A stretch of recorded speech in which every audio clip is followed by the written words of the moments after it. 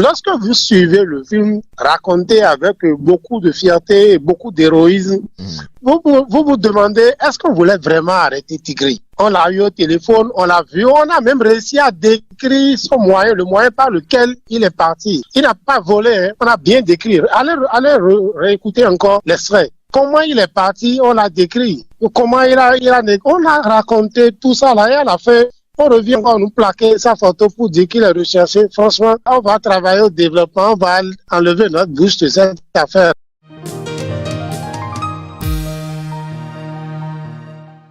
Tentative de coup d'État du 7 décembre, la police républicaine intensifie la traque contre auteurs et commanditaires présumés. Brièvement, Dynamisme Info n'a pas donné les détails, mais qu'est-ce qui se fait, qu'est-ce qui se trame encore sur cette affaire de tentative de coup d'État qui date déjà de près de 7 mois, il faut le rappeler. Ouvrir Phileas Nakadia, pourquoi avoir fait la chasse à l'homme pour les proches plutôt que les auteurs eux-mêmes, sachant que notre police républicaine fait quand même des opérations musclées, des arrestations de cybercriminels, des démantèlements de réseaux de consommation ou de commercialisation même de chanvre indien. Il y a même les opérations musclées tout proche au marché Gbego récemment. Pourquoi ne pas choisir de bonnes techniques, faire d'abord la chasse à l'homme pour les auteurs avant même de penser aux personnes qui seraient impliquées? Oui, moi, je l'ai demandé lorsque cette affaire est arrivée, où ton fils, on voulait que personne n'en parle, penser, écrire, même rire, échanger entre amis était devenu un délit. On a arrêté des gens pour des messages. Ils ont écrit pour dire ce qu'ils pensaient à des proches, des conversations privées. Il y a même eu des délits de proximité, des délits de nom. Avoir le nom de famille que tel individu impliqué ou supposé impliqué dans ce coup-là était déjà une faute. Les gens étaient... Donc, dès le départ, je me suis demandé les réelles motivations, honnêtement, de notre police. Est-ce que l'objectif, c'était réellement de les arrêter ou de les aider à fuir davantage? Puisque on l'a dit tout à l'heure, Vigile aussi l'a rappelé, aucun individu ne peut vivre isolé indéfiniment. Aucun individu. La police même est consciente de ça là. Alors on aurait pu coopérer, collaborer un peu avec la famille, ou à défaut, l'armée étant la grande muette peut toujours travailler, mais silencieusement sans laisser fuiter autant d'informations. Lorsque la norme aujourd'hui, on sait que en intervenant dans ce sujet, automatiquement, vous pouvez être arrêté on vous dira que vous êtes en train de faire entrave à l'enquête ou vous êtes en train de supporter l'insurrection. Il y a tellement de thématiques pour arrêter ou de raisons aujourd'hui pour arrêter que plus personne ne veut en parler. L'arrestation tous azimuts des activistes, alors que j'ai suivi dans des enquêtes où c'est un activiste ou un paparazzi qui, dans cette publication, a publié une photo de quelqu'un recherché pendant des années. Quelqu'un traqué pendant des années, lui, dans son buzz, il a filmé, et aussitôt, la traque a été lancée. Il aurait permis à ce moment de localiser au moins le pays dans lequel, ou l'environnement dans lequel lui, il a pris sa photo. Donc, on a fermé toutes les portes, et quand on a fini de fermer toutes les portes, on s'émeut que les individus là soient toujours en liberté. La police a choisi en faire sa chose, alors qu'on parle d'un sujet où si cela arrivait et réussissait, impactait directement tous les Béninois, pas la police seule. Aucun Béninois ne restera épargné face à cette situation-là. La presse dit déjà, quand c'est la loi prenne le pouvoir, c'est souvent nous qui s'en prennent les premiers. Nous empêchons de faire par notre la SRTB et cette tentative. Voilà, donc les premiers qui paient le prix, des fois même leur vie, c'est la presse. Vous avez vu au Burkina, dans les pays où les militaires sont au pouvoir, leur premier ennemi, c'est la presse. Ils s'attaquent à ça là. Donc, tout le monde a joué en occupation chez une population pour aller dénoncer tel bandit, tel voyou, tel... Si vous comprenez. Donc, la balle est dans le camp de la police qui devra aujourd'hui convaincre les Béninois qu'on peut travailler dans la main, surtout lorsqu'on parle de sécurité nationale. Si cette barrière-là n'est pas levée et on continue d'arrêter tous les jours un député, un politicien, tel qui a souri, tel qui a bu de la bière le 7 décembre, c'est qu'on n'est pas prêt à aller dans les sens. Encore que, lorsque vous suivez le film du déroulement de cette journée raconté par le premier des Béninois de ce temps, Patrice Talon, qui nous a dit qu'entre deux instants, ils auraient réussi à échanger avec le chef d'équipe, pour ne pas dire l'entraîneur de cette équipe-là, dont l'album photo figure aujourd'hui sur la toile. Cela veut dire que toutes les portes n'étaient pas fermées et l'individu avait toujours un numéro qu'il pouvait traquer, c'est-à-dire avec tellement de possibilités. Mais, me semble-t-il, les derniers moments, la pression de vouloir montrer au chef de l'État qu'on a une police Django trop forte, a fait qu'ils ont laissé l'essentiel pour sombrer dans une distraction qui ne dit pas son nom aujourd'hui.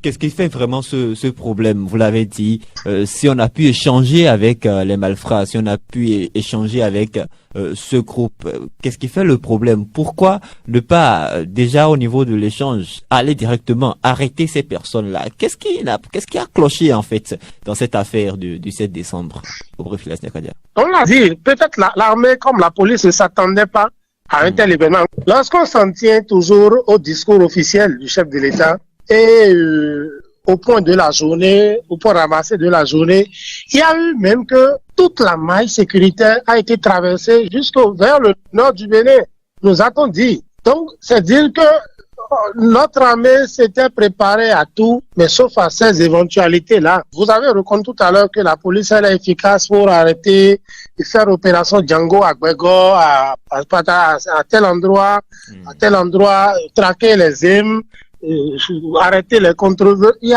Notre police, c'est le quotidien de la police béninoise. Non pas que nous ne leur reconnaissons pas des mérites, mais il y a que sur ce front, il y a eu personne pour être suffisamment courageux pour dire notre dispositif sécuritaire s'est comporté comme une passoire. Les gens ont opéré, ils ont fait leur pagaille toute une journée et ils sont partis. On ne peut pas nous dire qu'autant d'individus ont pu fuir ensemble ou ont même pu fuir séparément. À nos frontières, quand même, il y a au moins un petit dispositif sécuritaire. Donc, tout le tapage après arrestation, tous azimuts, moi, je m'étais dit, c'était ce qu'il fallait faire pour ne pas attirer l'attention sur ce point de la chose ou sur cette analyse des faits. Ce qu'on arrête là, est-ce qu'ils ont fusillé pour surveiller des frontières autour? Non, pas du tout.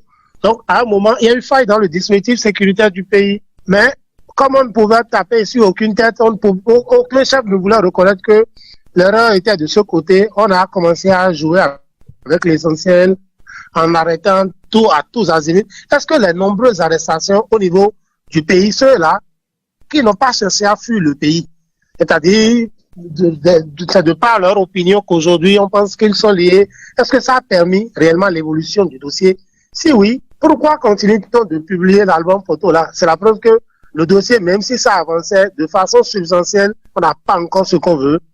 Il faut travailler désormais notre police là, ce que pas pour cette situation-là, mais pour faire face à tout ce qui peut nous arriver de difficile, surtout lorsqu'on sait que le grand banditisme est sur tous les fronts autour de nous aujourd'hui. C'est de ça qu'il est question, c'est-à-dire tirer le leçon de tout ce qui nous est arrivé et travailler beaucoup plus en silence pour réussir à ouvrir ou à réchauffer ce lien très fort qu'il y a toujours eu entre les populations et notre armée, ou la police, pour parler terre à terre. On va pas remuer le couteau dans la plaie, on va pas retourner forcément dans ce passé dramatique, mauvais, si le mot est bien choisi, je pense. Mais prévenir vaut mieux que guérir, Titon. Est-ce qu'on n'aurait pas pu prévenir toute cette affaire? Qu'est-ce qui a conduit à tout ce travail? Par le porte-parole, mais ceci n'est même plus, le lait renversé n'est même plus le problème. Le problème, comme l'a dit tout à l'heure Virgile, moi, c'est comme un confrère qui est venu me voir il y a quelques minutes et qui me suivait, qui m'a dit, Lorsque vous suivez le film, raconté avec beaucoup de fierté et beaucoup d'héroïsme, vous demandez, est-ce qu'on voulait vraiment arrêter Tigri? On l'a eu au téléphone, on l'a vu, on a même réussi à décrire son moyen, le moyen par lequel il est parti. Il n'a pas volé, hein, on a bien décrit. Allez réécouter encore l'extrait. Comment il est parti, on l'a décrit. Comment on a raconté tout ça là, et à la fin, on revient encore nous plaquer sa photo pour dire qu'il est recherché. Franchement, on va travailler au développement, on va enlever notre bouche de cette affaire-là, comme il me l'a conseillé tout à l'heure. Obru Filias Diakadia. Obru Filias Diakadia, est-ce que vous trouvez inutile, je dois dire, permettez le mot, hein, est-ce que vous trouvez inutile qu'on revienne aujourd'hui avec des avis de recherche, qu'avec des mises à prix pour la tête de Tigri et de ses copains, étant donné qu'à nos jours, il n'y a personne d'arrêté qui soit directement lié à cette affaire. On a eu l'arrestation de certaines personnes. On a eu certains noms, notamment candidat Zanaï, qui est poursuivi pour complot contre l'autorité de l'État et provocation directe à la rébellion. On a eu Alassane Tigri, qui est poursuivi pour attentat contre l'autorité de l'État, complicité de meurtre et de trahison. Soumaïla Sonoboke, poursuivi pour apologie de crime contre la sûreté de l'État et incitation à la rébellion. Est-ce qu'il n'est pas aujourd'hui inutile? Est-ce qu'on ne fait pas du bruit qu'il ne faut pas quand on revient, quand on arrête toutes ces personnes-là et qu'on n'a toujours pas les vrais auteurs?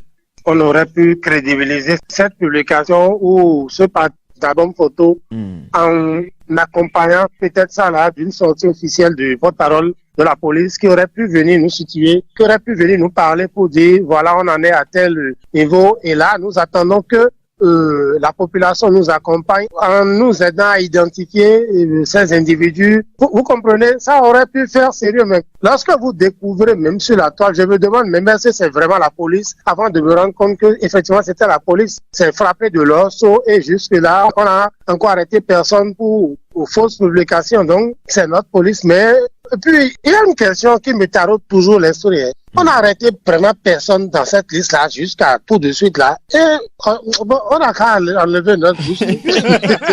Non, franchement, quoi.